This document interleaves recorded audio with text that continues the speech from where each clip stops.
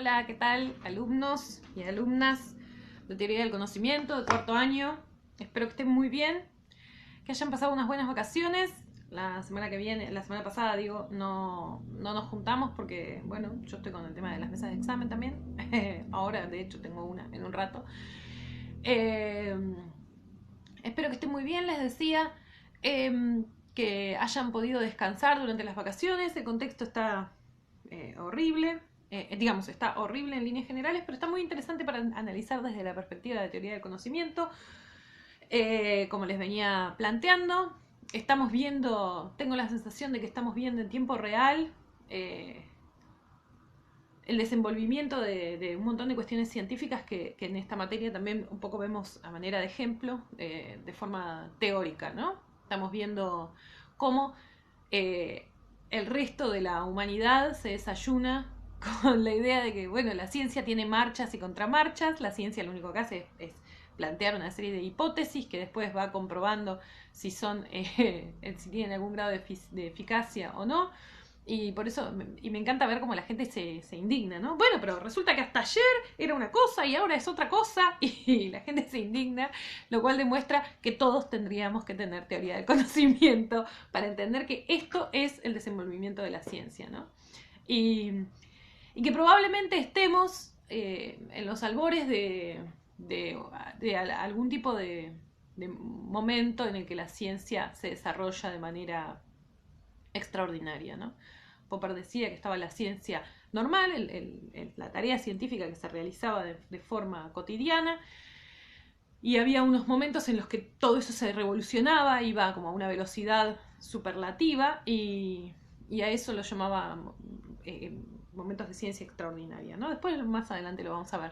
Creo que estamos un poco en ese momento, ¿no? Y viendo todos y también poniendo el ojo sobre el quehacer científico, que por un lado me parece para el grueso de la población tiene como valor de verdad absoluta, cuando en realidad no hay nada menos científico que la idea de verdad absoluta e inamovible, ¿no? No sé, a mí me parece en ese sentido una situación eh, extraordinaria, ¿sí?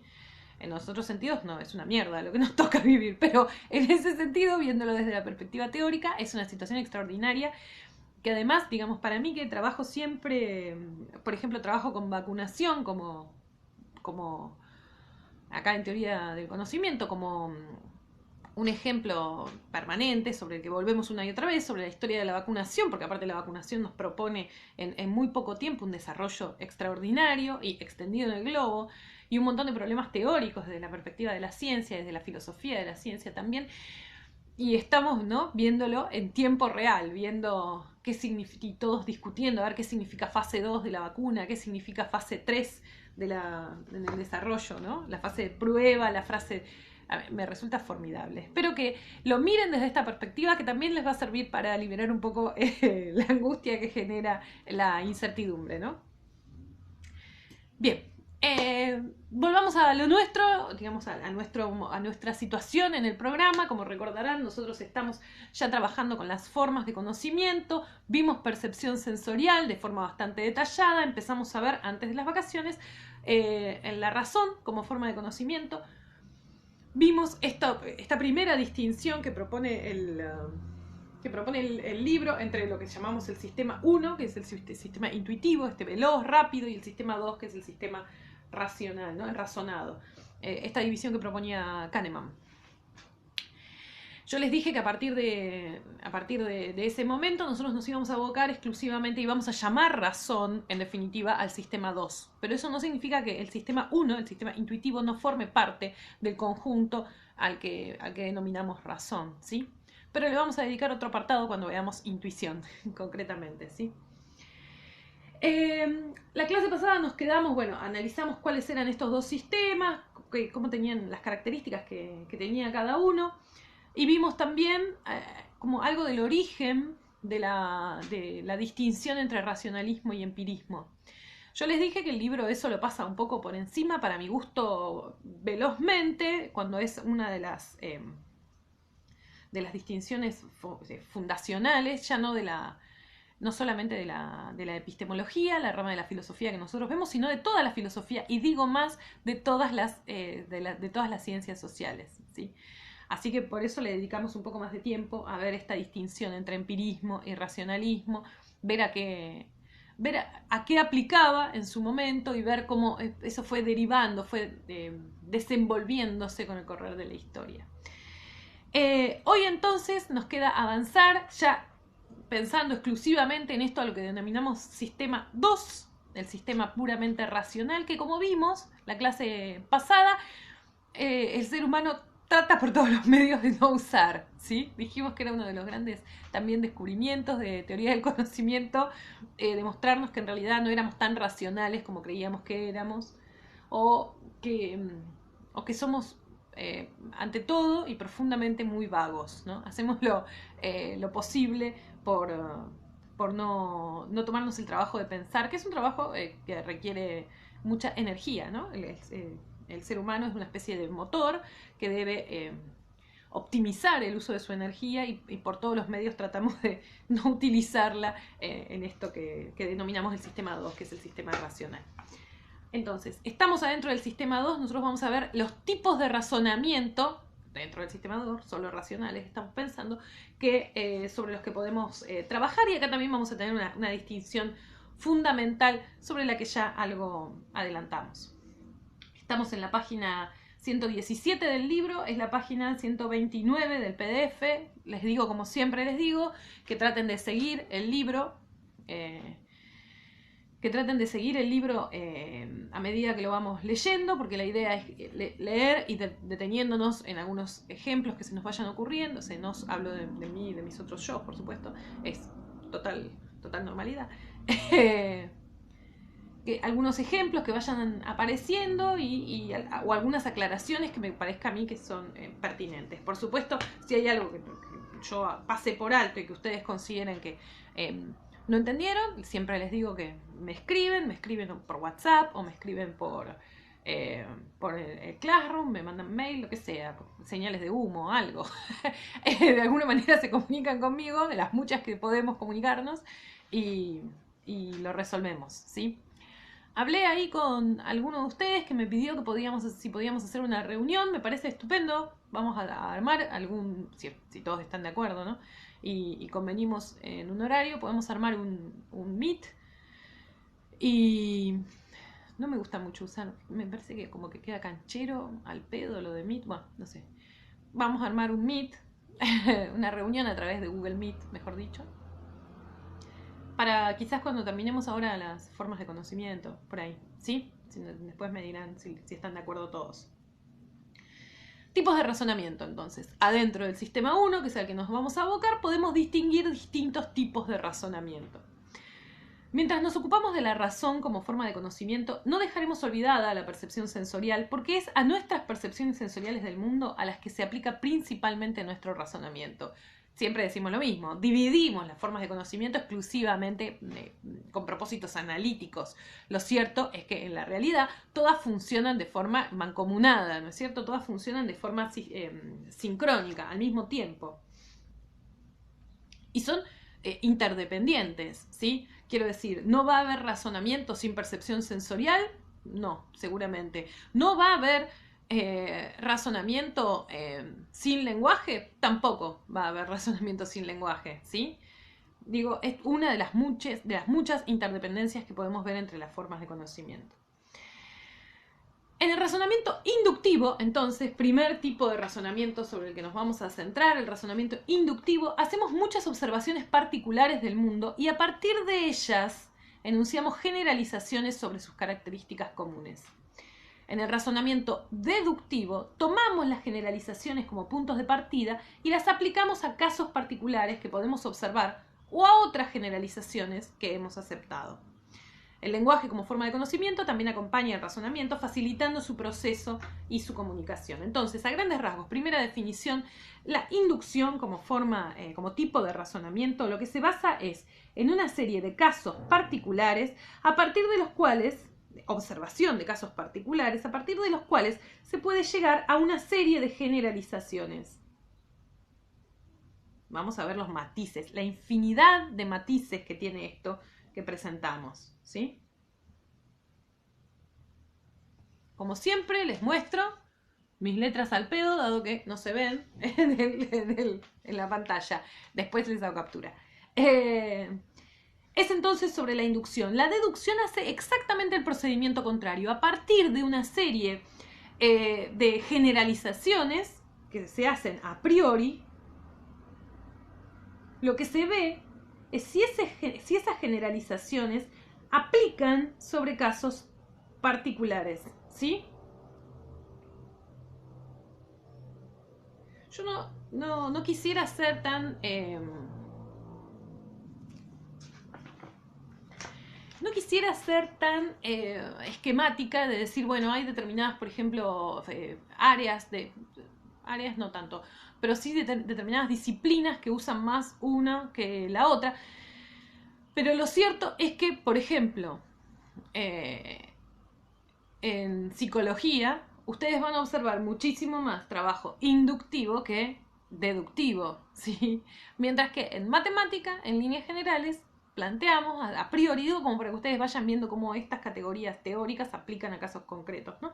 En matemática podemos ver que en general es al revés. El razonamiento es de tipo deductivo porque a partir de una serie de generalizaciones, por ejemplo, un teorema, nosotros podemos desprender una serie de aplicaciones prácticas de eso. Vamos a ir sobre eso igual, tranquilos. Esto es solo la primera definición. Si este proceso y relación te resultan desconocidos, deja que te contemos un cuento sobre un niño que empieza a descubrir el mundo. Acá vienen las parábolas, vamos a decir, del libro de teoría del conocimiento. No las salteo porque son muy simpáticas y porque me parece que ilustran bien algunos temas teóricos que de otra forma serían bastante espinosos, ¿no? Bastante difíciles. Ladridos, meneos y formas de conocimiento. Si tienes contacto con niños pequeños, es posible que la escena siguiente te resulte familiar. Un niño muy pequeño ve a un animal marrón grande. Cuando lo mira, la mamá dice perrito. El niño ve luego otro animal marrón grande y la mamá dice perrito. Y quizás ambos hacen guau juntos. La vez siguiente que el niño ve un animal marrón grande, dice perrito. Si ha reconocido las características comunes y usado la categoría general correcta, la mamá confirma feliz: sí, perrito. Si en cambio el niño ha hecho una categorización incorrecta, la mamá corrige: no, vaca. Es un animal grande. Podría también ser. El niño continúa aprendiendo perrito, guau y vaca, mu, y usando la razón o la cognición intuitiva rápida para reconocer categorías y generalizar sus percepciones sensoriales. También usa otras formas de conocimiento. Recurre a la capacidad simbólica del lenguaje para nombrar las categorías y aplica las clasificaciones de su lengua materna. Y también asocia las categorías con emociones, miedo a los perritos o alegría. Sin embargo, en la combinación de formas de conocimiento, el niño razona tanto de manera inductiva como deductiva. Tiene experiencias con perritos concretos y pasa a la categoría general de perritos. Todos esos animales que tienen 4 patas, una cola que se menea y hacen guau, son perritos, ¿sí? De inducción. Veo una serie de perros que tienen determinadas características y a partir de eso elabora una conclusión, ¿no? Dice, ha llegado a una conclusión inductiva, una generalización, y la ha almacenado en la memoria. Además, la generalización puede aplicarse ahora de manera deductiva al siguiente perrito que vea. Mira mamá, perrito, y la mamá puede ayudarlo a reafirmar su categoría. No, cariño, vaca. Este tipo de razonamiento implica una interacción continua entre el ejemplo particular y el concepto general, aunque está tan integrado en el reconocimiento de patrones que se torna más intuitivo que consciente. A medida que el niño enfrenta más experiencias particulares, perros que no ladran o no tienen cola, perros grandes como mastines o pequeños como chihuahuas, va modificando su comprensión de los rasgos generales de la categoría y haciendo nuevas generalizaciones de manera inductiva sobre subcategorías. ¿Se entiende? A partir que va modificando la cantidad de ejemplos particulares que conoce, se va modificando la generalización, ¿sí? La generalización de esa inducción. Lo que yo quiero que vean en este proceso, en la parábola que nos plantea el texto, es la interacción hiperveloz que hay entre los dos tipos de razonamiento. ¿sí? Digo, otra vez, para que no pensemos que son compartimentos estancos, que están separados entre sí, sino que están en permanente interjuego. Sigo. Miren que voy por acá, subcategorías. Logra así una mejor comprensión general para aplicar la próxima vez a una nueva experiencia particular de manera deductiva. Los científicos cognitivos dicen que ese tipo de pensamiento, que se utiliza para reconocer rasgos conocidos en el modo intuitivo del sistema 1 del psicodrama, es innato en los seres humanos y se desarrolla desde la infancia. Afirma, innato se acuerdan, ¿no? Que viene antes del nacimiento, significa, ¿sí? En definitiva, que viene con nosotros cuando nacemos. Acá. Afirman también que desde temprana edad el niño no solo aprende a reconocer las cosas y nombrarlas, sino también la causalidad. Ahí viene una idea interesante. No solo aprende la categorización, sino también la relación que hay entre las categorías, la relación de causa y efecto entre una y otra. Aprende rápidamente que después de unas pocas experiencias, que el televisor se enciende si aprieta un botón, y que el gato se escapa cuando le pisa la cola, y que el niño del espejo baila cuando él baila. Puede aplicar este recuerdo de las correlaciones de manera deductiva a nuevas experiencias, o sea, no es solo que el tipo de razonamiento se va sobre las categorías, sino también sobre la correlación, ¿sí? Si yo hago esto, esto es lo que va a suceder. Lo observo determinadas veces, hago la generalización sobre eso, la aplico a la vez siguiente. Quiero prender la tele, aprieto el botón, ¿sí? Esperen que me perdí. Puede aplicar, ahora estoy leyendo, ya no leo más del celular porque he envejecido mucho tiempo en esta cuarentena y estoy muy chicata. Ahora estoy leyendo desde la compu, pero también me pierdo. Acá. Puede aplicar este recuerdo de las correlaciones de manera deductiva a nuevas experiencias, hacer predicciones sobre los resultados y verificar esas predicciones. Si suelto esto, se caerá. El niño comprende, en definitiva, que es eso el método científico, ¿no? Observación, predicción, comprobación y se vuelve sobre la hipótesis. Este niño comprende también rápidamente la correlación entre dejar caer algo y la respuesta de la gente que lo rodea. Si obtiene la reacción que busca, seguirá tirando sus juguetes al suelo y esperando que se los devuelvan. ¿Quién está entrenando a quién? Nos preguntamos. Casi lo voy a considerar un comentario ofensivo ese, sobre todo porque tengo 2 niños pequeños y uno de ellos me arroja cosas a propósito. Al ocuparnos del proceso de razonamiento, no estamos tratando sobre nada que te resulte desconocido. Hace mucho que conoces los principios del razonamiento inductivo, el razonamiento deductivo, las correlaciones, las inferencias causales, las hipótesis y las verificaciones.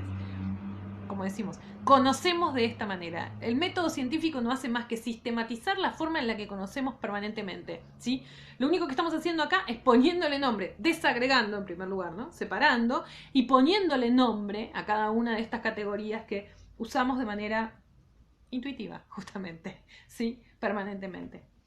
Vamos entonces a desarrollar el razonamiento inductivo. El primero, ¿se acuerdan cuando hablábamos de la generalización? Primero tengo, de la generalización. A partir de una serie de casos particulares hago la generalización. ¿Sí? Ahora nos ocuparemos del razonamiento más deliberado y consciente, en primer lugar, para considerar la forma en que pasamos de muchos ejemplos particulares a la construcción de generalizaciones amplias. El razonamiento inductivo ofrece una justificación para los enunciados de observación generales en muchas áreas de la actividad humana. Por ejemplo, en el marketing, la administración de empresas, la agricultura, el gobierno, la educación y las telecomunicaciones, recogemos y analizamos datos sobre una gran cantidad de objetos, personas, tipos de conducta, lugares o acontecimientos a lo largo del tiempo, ¿sí? Hay un montón de disciplinas, por ejemplo, la sociología, que lo que se basan justamente es en eso, en recabar una serie de datos para después lograr hacer algunas generalizaciones. Por ejemplo, en el caso del marketing, sobre patrones de conducta. ¿Sí? Patrones de conducta, quise decir patrones, bueno, sí, de un tipo de conducta, que es el consumo. ¿Sí? Sigo. Luego, usamos esa información sobre casos particulares para identificar patrones generales. El razonamiento inductivo es también elemental en nuestra comprensión general en las ciencias humanas y naturales cuando ponemos a prueba nuestras hipótesis en observaciones reiteradas, ya sea en el terreno o en el laboratorio. Buscamos ofrecer una base de pruebas sólidas que justifiquen nuestras conclusiones generales sobre categorías, relaciones, correlaciones y causas. Queremos que nuestras generalizaciones sean verdad, para lo cual usamos el control de correspondencia de veracidad. O sea, vemos primero, hacemos algo y después tratamos de controlar que eso sea cierto. Volvemos sobre eso, ¿no es cierto? Verificamos, diríamos, por ejemplo, en matemática. Pero ¿cuán generales pueden ser estas conclusiones y cuán fiable es la verdad que postulan? Quiero decir, ¿cuántas personas que la plata que ahorran la invierten en dólares tengo que observar para determinar en economía que en Argentina el ahorro se invierte en moneda extranjera? ¿Cuántas personas debo observar que hacen eso para elaborar esa hipótesis? ¿Qué tan seguro puedo estar cuando yo elaboro esa afirmación en realidad de que no voy a encontrar después una persona que con ese dinero que ahorró entre en Mercado Libre y compre estupideces? No estoy diciendo que sea mi caso. Para nada. No. ¿Cuán seguro podemos estar de que no haya alguien que tenga una conducta inesperada, quiero decir? ¿Se entiende? Las principales limitaciones del razonamiento inductivo conciernen a esta relación entre los ejemplos particulares observados y el alcance de la afirmación general, ¿sí? De hecho, en general, las imputaciones que se hacen sobre el razonamiento inductivo tienen que ver con eso. Le imputamos al razonamiento inductivo no poder dar cuenta de la totalidad de los hechos, ¿sí? Voy a volver 1000 veces sobre esto, tranquis. Dice el texto: ¿cuántos casos particulares se necesitan para hacer una generalización buena? Esta es una de las preguntas de conocimiento más difíciles de resolver en muchas áreas de conocimiento. O en otras palabras, ¿cuánta observación es suficiente para justificar una conclusión inductiva? ¿Cuándo podemos decir esto es verdad o, más firmemente, esto es cierto? Sí, la pregunta del millón, ¿sí? Les voy diciendo que no vamos como siempre en teoría del conocimiento, somos muy buenos haciendo las preguntas, muy malos respondiéndolas. Quiero decir, no hay una respuesta concreta a esto, ¿sí? Algunas ciencias, sobre todo las ciencias más duras, establecen una serie de pisos para eso. Hay una serie de acuerdos, por ejemplo, en la ciencia para chequear esto. Pero lo cierto es que también la ciencia es conocimiento fiable y es deseable que esté permanentemente en revisión. Quiero decir con esto, la contracara es que no por no poder dar respuestas absolutas, el razonamiento inductivo no es útil y no es necesario, ¿sí? Porque ustedes van a ver, sobre todo en gente que le gusta jerarquizar, decir que hay cosas que son mejores que otras y demás, que existe esta mirada sobre el razonamiento inductivo. Bueno, pero si en definitiva no puedo estar nunca seguro de qué hace la gente con sus ahorros, bueno, cualquier afirmación que se haga al respecto es bastante estúpida, bastante pobre. Bueno, esto tampoco es así, ¿sí? Bien, vamos a volver otra vez igual, tranquis. Generalizaciones de todo y nada. No sé, hoy me muevo y se cambia el balance de blanco de la cámara. Se ve que algo hice mal respecto de esto. No será novedad para ustedes que esto no tiene para mí ningún tipo de... que no tengo ningún tipo de experiencia en esto, ¿no? Generalizaciones de todo y nada. Las generalizaciones más amplias son los enunciados universales que se aplican a todos los miembros de una población observada. Todos los miembros son así, o tienen estas características, o actúan de este modo, o producen este resultado. A veces las generalizaciones universales se expresan en oraciones que comienzan con palabras como no, ningún. Por ejemplo, ningún perro tiene 5 patas o no hay perros de 5 patas, ¿sí? A ver, te aclara esto el libro para que las generalizaciones universales, por supuesto, pueden tener la forma de todos. Todos los perros tienen, ¿sí? Pero lo cierto es que también pueden tener la forma negativa. La forma negativa es igualmente una forma universal. Puedes convertir estas dos oraciones en una que empiece con todos, las de los perros. Si estuviéramos en clase lo haríamos y llegaríamos a conclusiones bastante chotas. Por ejemplo, siempre hay alguien que dice, bueno, todos los perros tienen 4 patas, pero no, hay perros que tienen 3 patas, hay perros que tienen 2 patas. Hay perros, y esto es trágico, que no tienen ninguna pata, ¿sí? Y no por eso son menos perros. Bien. Prepárate. Aquí viene el ejemplo que se usa tan frecuentemente en los libros de texto de lógica que no podemos escapar de la tradición. Ahora te toca a ti pensar en la observación de cisnes blancos. El ejemplo dado por el filósofo de la ciencia Karl Popper, ya hablamos hoy de Popper, un epistemólogo importantísimo de nuestra contemporaneidad. Popper dio un ejemplo para hablar sobre la inducción y sobre todo sobre los enunciados generales, que es el famoso ejemplo de los cisnes blancos, ¿sí? El ejemplo dado por el filósofo de la ciencia Karl Popper es tan clásico que el hecho de desconocerlo te excluiría de multitud de referencias culturales. Multitud, ponele. No sé cuánta gente habla de esto normalmente en la vida, pero es verdad que dentro de nuestro campo de conocimiento es un hito trascendente. Al menos en ciertas comunidades. Dice el ejemplo: vi un cisne y era negro. Vi un segundo cisne y era blanco. Perdón, ya arranqué mal leyendo. Vi un cisne y era blanco. Vi un segundo cisne y era blanco. Vi un tercer cisne y era blanco. Pasa el tiempo, sigo mirando cisnes. Vi un enésimo cisne y era blanco. La conclusión que me invitaría a hacer, siguiendo el razonamiento inductivo, veo una cantidad enorme de cisnes, son todos blancos. La conclusión que me invita a sacar es: todos los cisnes son blancos. Esta conclusión es un enunciado general, de los que hablábamos antes. ¿Cuántos cisnes blancos crees que debes ver antes de llegar a la conclusión de que todos los cisnes son blancos y plantear la generalización como una afirmación verdadera? ¿Cuántos? ¿1000? ¿1 millón? ¿2 millones y medio? ¿3 millones y medio de cisnes? ¿100 millones de cisnes? ¿Cuántos amaneceres necesitamos ver para creer que se producen todas las mañanas y que podemos confiar en que mañana saldrá el sol? Esto ya lo hablamos al principio de la materia. Cuando observamos reiteradamente ejemplos de un fenómeno específico, puede parecer que no es muy arriesgado racionalmente cruzar la línea y extraer una conclusión, pero lo es. Por desgracia, no hay un número mágico que nos diga cuándo tenemos pruebas suficientes para llegar a la conclusión de que una generalización inductiva universal de este tipo es verdadera sin duda alguna. No tenemos el número mágico, ni siquiera para los cisnes, ¿sí? Imagina un viaje por todo el mundo para observar cisnes. Después de ver decenas de miles de cisnes blancos en África, Asia y América del Norte, llegas al Reino Unido y vas a pasear por un parque del centro de Londres. Y allí, en el río, justo frente a tus ojos, ahora expertos, hay un cisne negro. Solo uno.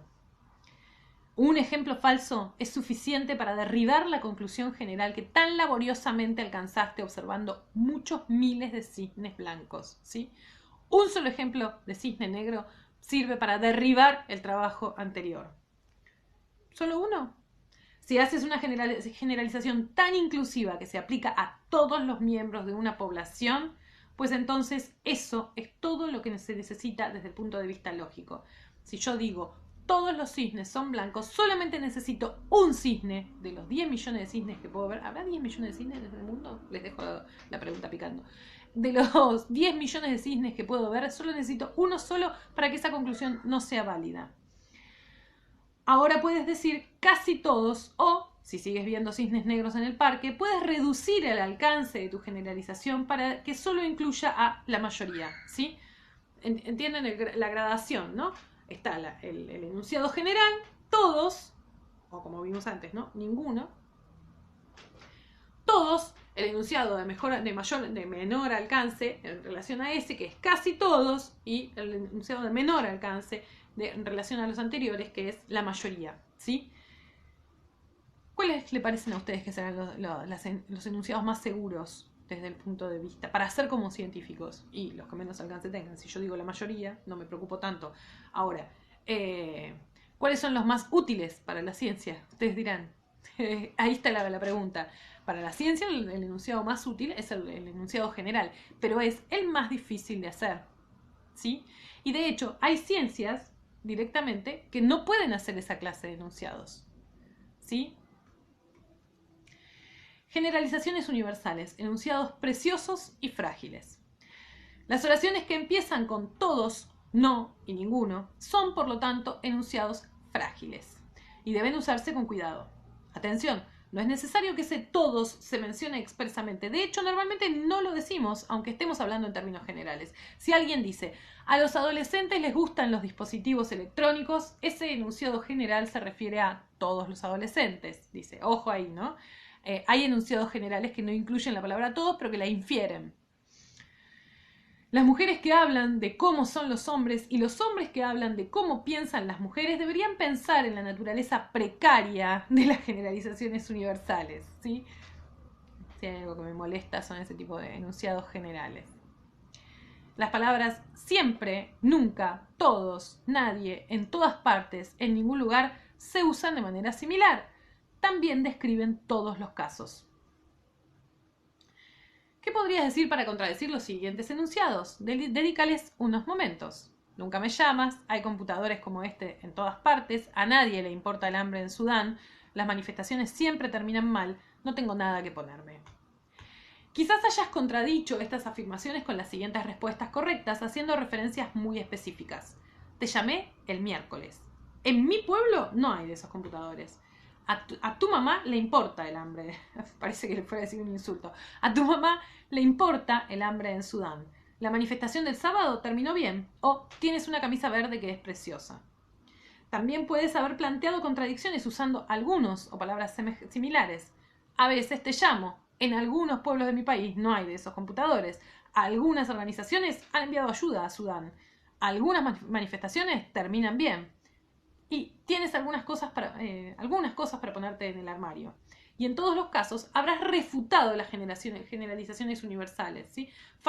Decíamos, son tan frágiles los enunciados universales que con generalizaciones apenas menos abarcativas basta para refutarlas, ¿no? Sigo, espérenme que tengo que buscar. A ver qué... acá.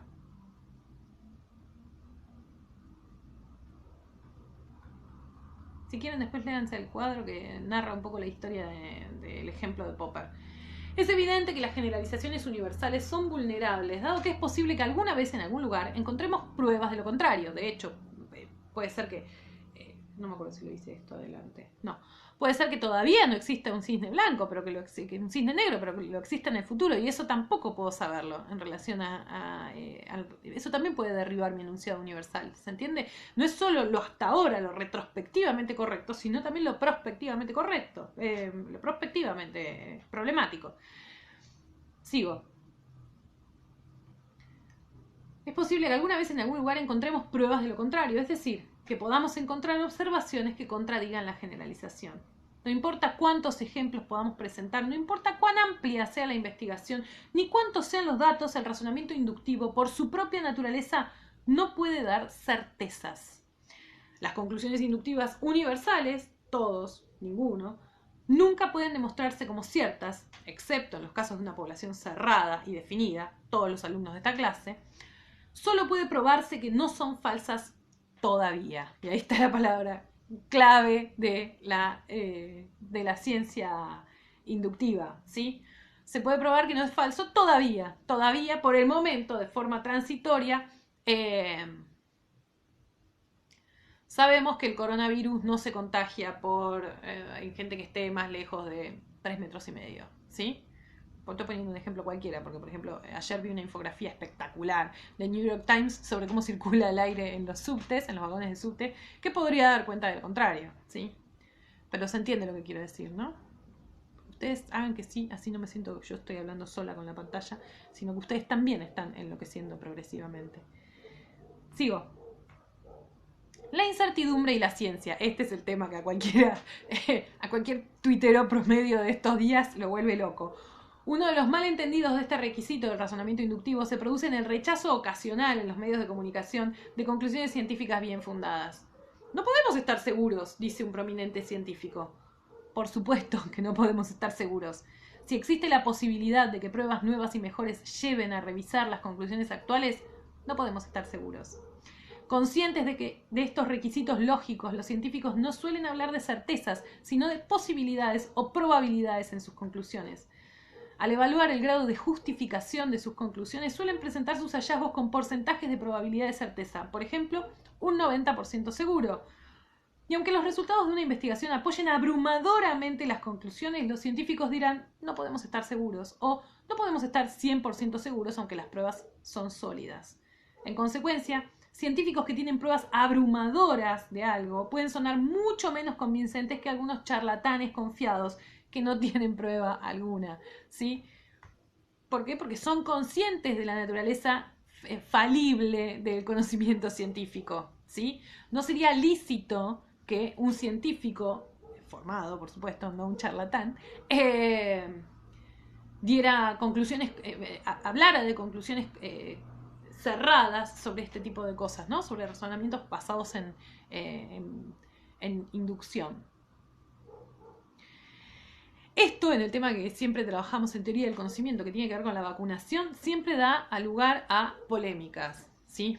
Porque dicen, bueno, pero en el caso, por ejemplo, de la vacuna antipoliomielítica, ¿no? Que fue uno de los avances científicos más importantes de la segunda mitad del siglo XX, después de, o sea, de la primera mitad fueron los antibióticos, y de la segunda mitad, una de los más importantes fue la vacuna contra la polio.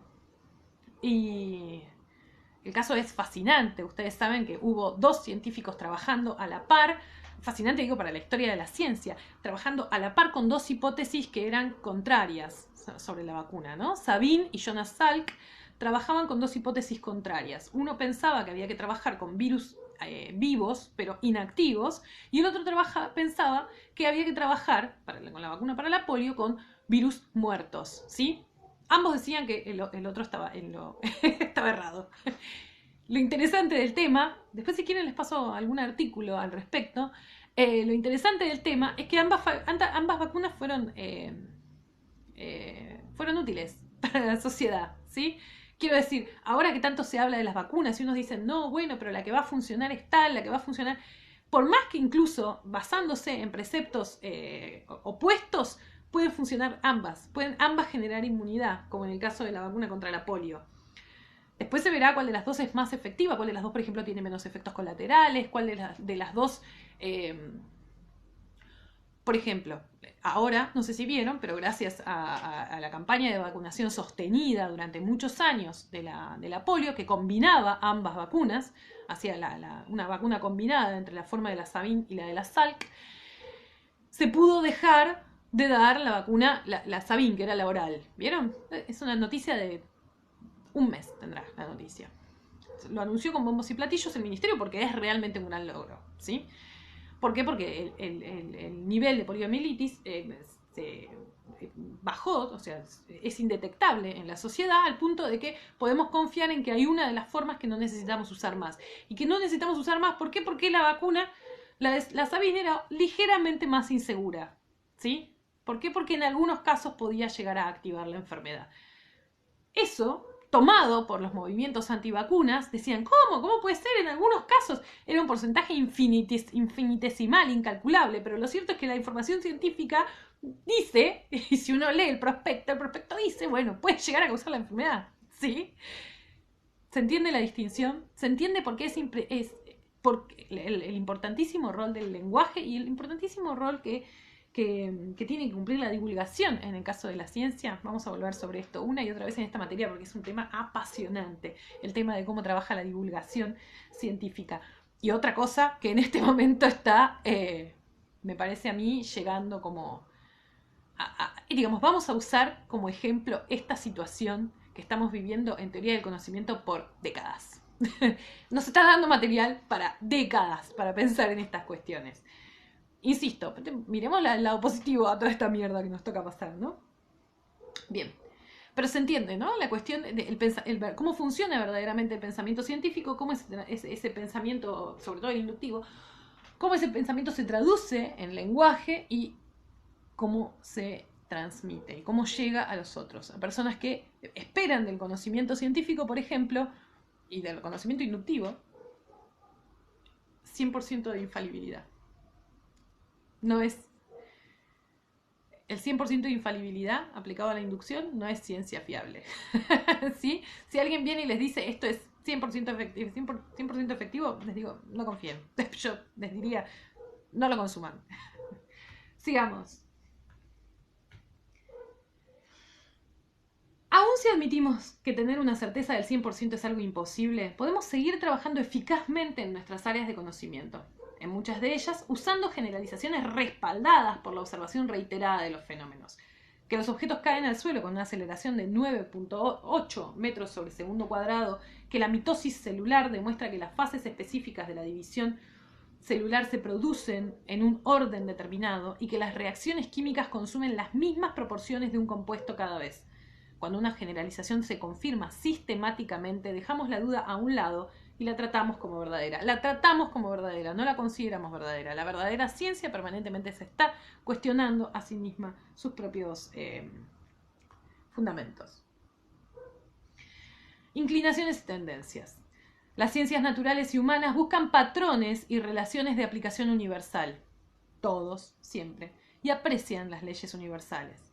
Sin embargo, según los fenómenos en observación, con frecuencia hacen generalizaciones aproximadas de cómo actúan los fenómenos naturales o los seres humanos la mayor parte del tiempo. En las ciencias humanas, en particular, la variabilidad impide las generalizaciones universales. Por ejemplo, en economía suele invocarse la ley de los números grandes. Esto ya lo vieron en economía, seguramente. Es decir, la idea de que si se tiene un número grande de personas, se puede observar ampliamente conductas características y hacer generalizaciones con un grado considerable de justificación. Pero esas generalizaciones no se aplicarán a todos.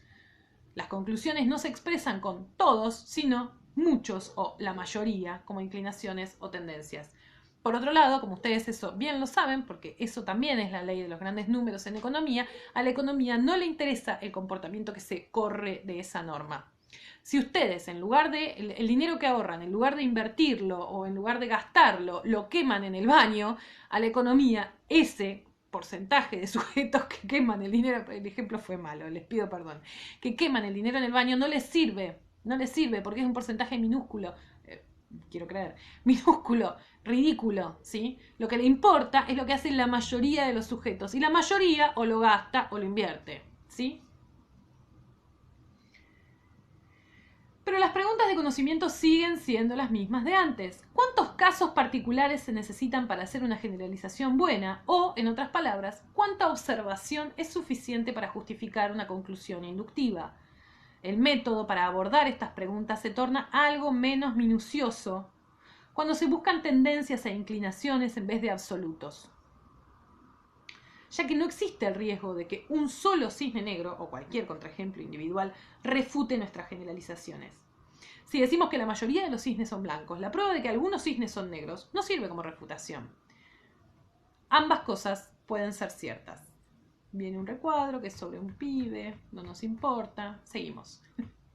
No, léanlo si quieren. No obstante, para hacer generalizaciones bien justificadas sobre inclinaciones o tendencias, seguimos teniendo la necesidad de emplear técnicas de investigación eficaces que sigan las metodologías establecidas del campo en el que estamos trabajando. La metodología establecida por la economía, la metodología establecida por la antropología o por la psicología, la metodología establecida por la biología, ¿sí?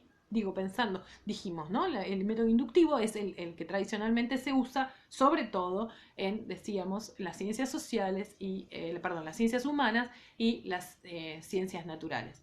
No solamente, y no es el único método que usan las ciencias humanas y las naturales, ¿sí? Evitemos ese tipo de reduccionismos. En las encuestas de las ciencias humanas, por ejemplo, los investigadores tienen que hacerse preguntas críticas como las siguientes. ¿Qué busca medir la encuesta y en qué términos cuantificables? ¿Cómo se define el grupo de individuos objetos de estudio?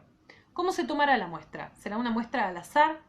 ¿Qué tamaño debe tener la muestra? ¿Con qué precisión, en resumen, representará la encuesta al total de la población? ¿Sí? Fíjense en ese caso en las ciencias humanas. Fíjense qué es lo que está pasando en este momento con las ciencias naturales. Quiero decir, fíjense cómo hacen ahora, vieron que están haciendo este operativo en la ciudad de Buenos Aires para tratar de rastrear lo que se llama la cero prevalencia. ¿Cuánta gente del total de los habitantes de la ciudad de Buenos Aires tiene la COVID y ha generado anticuerpos al respecto, ¿no? Entonces, hacen un muestreo para eso. Ese muestreo tiene que seguir una serie de reglas complejísimas, que están en veremos, porque aparte esto nunca se ha hecho, ¿no? Por lo menos no en estas dimensiones, tomando una ciudad que tiene 3,5 millones de habitantes, ¿sí? ¿Cómo hacemos una muestra representativa? ¿Cuándo es una muestra representativa de eso? Dice un científico hace poco, creo que fue el ministro de Salud de la ciudad, ¿no? Quirós, dijo, por cada infectado tenemos que calcular 10, no, el número no era este, pero no importa, 5 asintomáticos. Eso lo hace teniendo en cuenta la cero prevalencia que saca en un lugar reducido, que es la Villa de 31, ¿sí? Muy fácilmente vino otro que le objetó, ¿cómo sabemos que ese número es extrapolable al resto de la ciudad? ¿Cuánto intervienen factores, por ejemplo, habitacionales en eso? ¿Cuánto intervienen los factores demográficos? La edad de las personas a las que le hicieron el test. ¿Se entiende lo que quiero decir? Para que vean que cuando pensamos en las complejidades de la inducción, acá plantea algunas complejidades que se presentan en las ciencias humanas, pero que también se presentan en las ciencias naturales, ¿no? Estadísticas. Cuando hablamos de tendencias o probabilidades y queremos ser informativos, es claramente insuficiente hablar de alguna gente o mucha gente. Queremos conocer con mucha mayor precisión el grado y la probabilidad. Las estadísticas nos dicen exactamente eso y usan números que representan los intervalos entre ninguno y todos. Los estadísticos hacen afirmaciones sobre toda una población usando datos basados en muestras. Rara vez tienen acceso a una población entera y han desarrollado métodos de representación de un todo por una parte cuando realizan encuestas de opinión, administran cuestionarios o analizan datos poblacionales de todo tipo. Sobre una base así, pueden expresar generalizaciones de forma numérica para transformar mucha gente en el 67% de la gente y decirnos mucho más precisamente lo que queremos saber. De hecho, las estadísticas impregnan nuestro conocimiento del mundo. Cada una de las mediciones cuantitativas de los algunos mencionados a continuación tiene una historia que es mucho más compleja que el recuento de los cisnes con datos como lunes 21 cisnes blancos, martes 15 cisnes blancos. Antes de avanzar sobre eso, no es solo complejo el recabar esos datos, ¿sí? De forma que sean representativos de un conjunto. También es muy complejo la interpretación, una vez que tengo esos datos, interpretarlos de forma que sean útiles. ¿Por qué? Porque el dato además no sirve solo, necesito ponerlo en relación con otros datos. Y entonces, las variables a considerar de cuáles son los datos que tengo que poner en relación entre sí son muy complejas de establecer. Sigo en Twitter a uno, no me acuerdo el nombre, que a lo que se dedica es a eso, básicamente, y da clases sobre eso, sobre análisis de datos, ¿sí? O sea, no es el tipo que hace la estadística, es el tipo que analiza cómo se pueden utilizar esas estadísticas. ¿Se entiende? Otra vez, en este momento actual es el tipo clave, el tipo de tarea clave que se necesita. No es solamente el dato. Lo que yo necesito saber es qué hago con ese dato. ¿Sí? ¿Cómo lo pongo en relación con los otros datos que tengo? Bueno, acá nos va a dar una serie de datos estadísticos. Dice, atrás de cada uno de estos datos estadísticos hay una serie de complejidades que son aún más difíciles de establecer que las de los cisnes, ¿no? Dice, el 14% de la población, citas, el 14% de la población del mundo en desarrollo vivía con menos de $1 por día en 2008. 801 millones de personas. Esto representa un descenso del 31% registrado en 1990 y el 42% en 1981. Son datos del Banco Mundial. ¿Ven cómo se ponen en relación los números? Está el ingreso per cápita en la población mundial y eso en relación, por ejemplo, con el mismo dato dado con anterioridad. Eso nos va a dar algún tipo de información interesante. Siguiente, uso mundial de Internet, 31 de diciembre de 2011. Penetración por porcentaje de la población. África, 13,5%. El 13,5% de la población africana al 31 de diciembre de 2011 tenía acceso a Internet. En Asia el 26.2%, en Europa el 61.3%, en Medio Oriente el 35.6%, en América del Norte el 78.6%, en América Latina y el Caribe 39.5%, Oceanía y Australia 67.5%. Siguiente. La obesidad afecta a más de un tercio de los adultos de Estados Unidos, 35.7%. Aproximadamente el 17%, 12,5 millones de los niños y adolescentes de 2 a 19 años son obesos. Siguiente. Más del 75% de la electricidad de Francia deriva de la energía nuclear. Desde el conocimiento de la epidemia, más de 60 millones de personas se infectaron con el virus del VIH y aproximadamente 30 millones murieron de SIDA. La elaboración, la expresión y el uso de datos estadísticos deben tratarse con un punto de vista crítico. Como el lenguaje, son susceptibles de sesgos y manipulaciones. ¿Sí? ¿Dónde voy a mirar? ¿Qué es lo que voy a preguntar? ¿A quién le voy a preguntar? ¿De qué manera voy a preguntar? ¿Cuál es el dato que voy a recabar? ¿Con cuál lo voy a poner en relación? Todos elementos susceptibles de sesgos, ¿no? No obstante, el pensamiento crítico incluye el reconocimiento de sus puntos fuertes, así como la prevención respecto de sus puntos débiles. Al hacer generalizaciones inductivas, podemos apreciar el papel valioso de la estadística para representar el grado de las pruebas disponibles en el espectro que va de ninguno a todos, pasando por algunos. Bien, eso entonces sobre la inducción. Con eso terminamos nuestra clase de hoy. Hoy no se llevan tarea, así que sean felices. Es mi propuesta para el día de la fecha, es que sean felices.